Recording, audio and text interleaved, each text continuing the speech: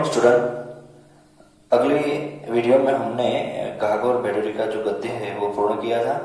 आपने अपनी कॉपी में उसके कठिन शब्द लिख लिए ही होंगे, वो परीक्षा में पूछे जाते हैं, मैं भी परीक्षा में पूछता ही रहता हूँ। आज हम अभ्यास के बारे में चर्चा करेंगे। सबसे पहले जो अभ्यास है, अभ्यास के अंदर जो मौखिक प्रश्न है, मौखिक प्रश्न यानी कि वन सेंटेंस, एक एक वाक्य में प्रश्नों के उत्तर दीजिए, ऐसा एक प्रश्न है। तो मौखिक प्रश्न के अंदर सबसे पहला प्रश्न, घाघ धारा नगरी क्यों चले गए? उसका उत्तर है क्योंकि घाघ को अपनी जन्मभूमि में मान सम्मान नहीं मिलता था, इसलिए घाघ धारा नगरी चले गए। दूसरा प्रश्न, राजा भोज के दरबार में घाघ को कौन सा पद मिला? तो उसका उत्तर है राजा भोज के दरबार में घाघ को राज ज्योतिषी का पद मिला। तीसरा प्रश्न, ज्योतिषियों ने राजा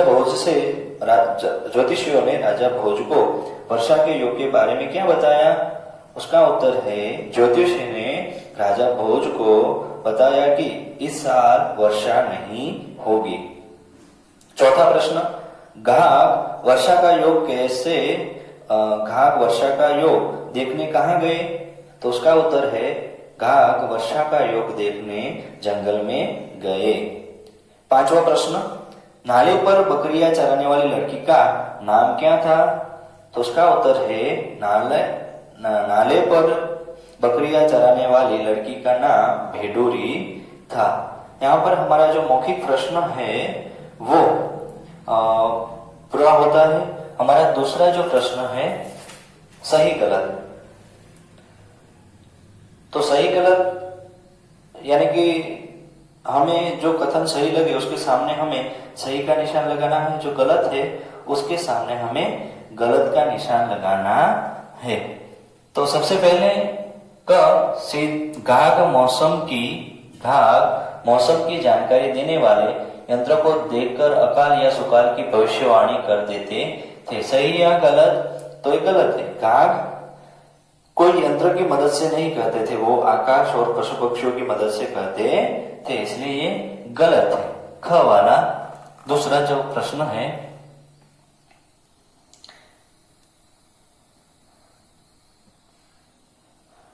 राजा भोज गुणी लोगों का बहुत सम्मान करते थे। सही है, राजा भोज है वो गुणी लोगों का सम्मान करते थे, हमने गद्य में देखा।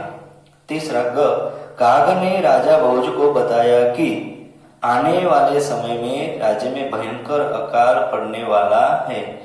गलत, घाघ ने नहीं बताया था, राजा के ज्योतिषी ने बताया था, इसलिए यह वाक्य है वो गलत है। गधे के कान खड़े देखकर घाघ समझ गए कि वर्षा होने वाली है। आपको क्या लगता है, सही या गलत? गलत है। गधे के कान खड़े होना वर्षा का कारण है? नहीं, गधे के कान नीचे होना वर्षा का कारण होता है। नाले पर बकरियां चराने वाली लड़की का नाम भेडोरी था। सही है। घाघ और भेडोरी ने ऋतु संबंधी कई दोहे और शक्तियां लिखी है। सही वाक्य है। पाठ बहुत वाक्य पूरे कीजिए, यानी कि फिलिंग द ब्लैंक्स एंड रिक्त स्थानों की पूर्ति कीजिए, ऐसा हम परीक्षा में पूछते हैं ये प्रश्न।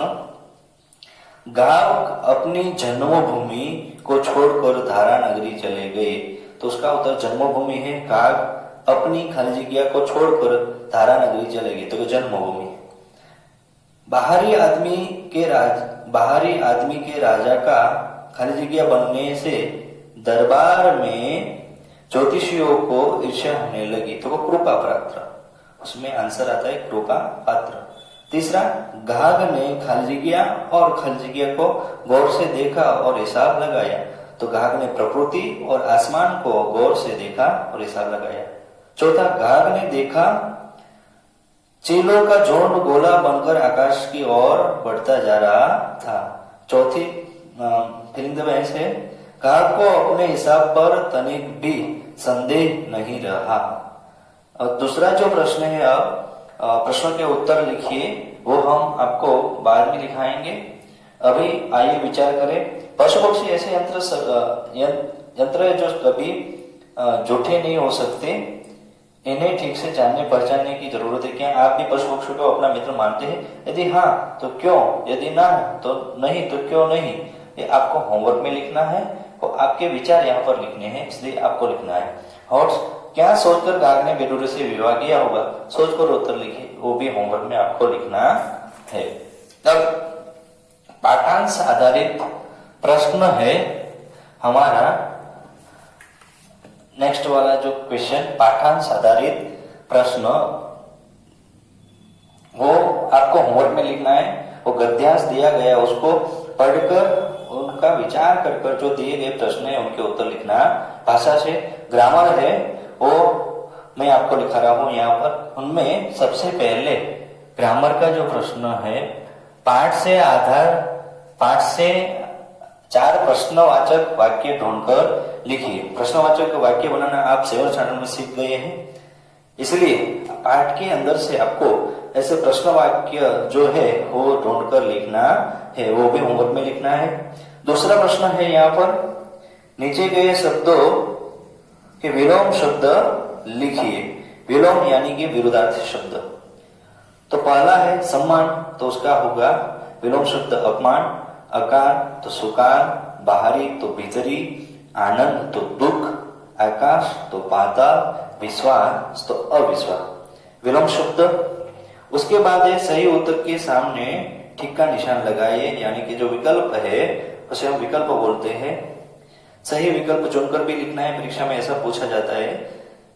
नीचे दिए विकल्पों में से सही विकल्प चुनकर लिखिए, ऐसा भी पूछा जाता है। तो पहला है फूलों का समूह क्या कहलाता है? पहला ढेर, गुलदस्ता या बंडल। तो फूलों का समूह को क्या कहते हैं? गुलदस्ता। बंडल तो हम कह नहीं सकते। खिलाड़ियों का समूह क्या कहलाता है? दल, झुंड के भीड़। तो खिलाड़ियों का समूह को कहते हैं हम दल। लोगों का समूह क्या कहलाता है? तो लोगों का समूह है भीड़, झुंड या दल। तो लोगों के समूह को हम भीड़ कहते हैं। चौथा वाला है गाय भैंसों का समूह क्या कहलाता है? तो गाय भैंसों का समूह दल, भीड़ या झुंड क्या कहलाता है? झुंड कहलाता है।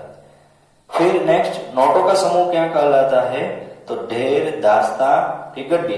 नोटों का बहुत सारा ढेर है, दास्ता है, ऐसा तो हम नहीं कर सकते। नोटों का समूह एक गड्डी कहते हैं। अंगूरों का समूह क्या कहलाता है? गुच्छा, ढेर या गठर। तो कि गुच्छा, अंगूर जो होते हैं गुच्छे में होते हैं, उसे हम गुच्छा कहते हैं। अब नेक्स्ट जो प्रश्न है,